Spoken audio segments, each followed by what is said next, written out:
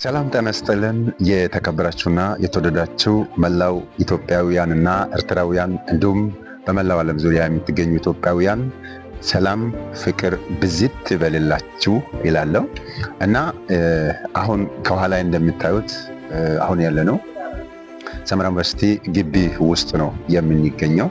ሰመራ ዩኒቨርሲቲ በአሁኑ ሰዓት በዚህ አዲሱ ዓመት በአረንጓዴ አሻራ በረከቶች እንቅስቃሴ እያደረገች ተማሪዎችን እየተቀበለች እያስተማረች ትገኛለች እና እነዚህ አይነት መናፈሻዎች ተማሪዎች መጥቶ ጊዜ ብቻ የሚያሳልፉበት ሳይሆን ሌሎች ነገሮች የሚያደርጉበት ቦታ መሆኑን ለማሳየት ነው ዛሬ ወደዚህ ወደ ማህበራዊ ሚዲያ ወጣሁት። ለምሳሌ ጋዜጣ የሚያነቡበት፣ ከጋዜጣ ብዙ መረጃዎችን የሚያዩበት የሚሰሙበትና አዳዲስ ነገሮች ካለ በሀገር ውስጥ የተሰሩ ነገሮችን በጋዜጣ የሚከታተሉበት ነው።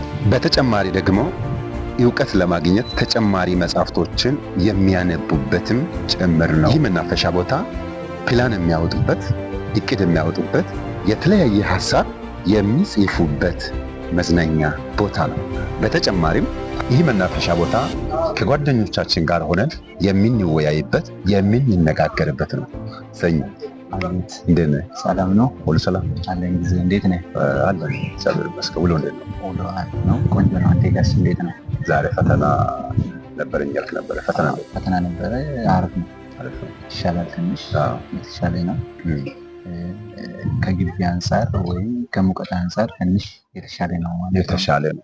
ያው እንግዲህ እኛም አሁን እያየን ያለነው የአየር ሁኔታ ለመለወጥ ምቹ የአየር ሁኔታ ለመለወጥ ግቢ እያደረገ ያለ እንቅስቃሴ የተማሪዎችን ቀልብ ሲበዋል እና ተማሪዎች ደስተኞች እንደሆኑ እያየን ያለ ከበር ጀምሮ እስከ መጨረሻ እስከ ትልቁ ላይብረሪ ድረስ እየተሰሩ ያሉ የአረንጓዴ አሻራ ግሪን ኤሪያዎችን ስናየው በጣም ቀልባችን ደስ እያለ ነው ያለና እስቲ አንተ ይሄንን የሰመራ ዩኒቨርሲቲ የአረንጓዴ አሻራ በረከቶችን እንዴት ታያለህ? እንደምታይ የግቢ አሻራ አረንጓዴ በጣም ቆንጆ ነው።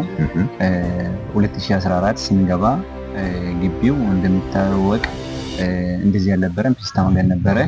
ዛሬ ግን አስፋልት ገብቶ አሻራ እናም ደግሞ በተጨማሪ ተማሪዎች ብዙ ጊዜ እነዚህ መዝናኛ ቦታዎችን የተለያየ ሀሳቦችን አንስተው ከጓደኞች ጋር ቁጭ ብሎ የሚጫወቱ ቦታ ነው እና ከአካባቢ ማህበረሰቦች ጋር የአንተ ግንኙነት እስኪ እንዴት ነው?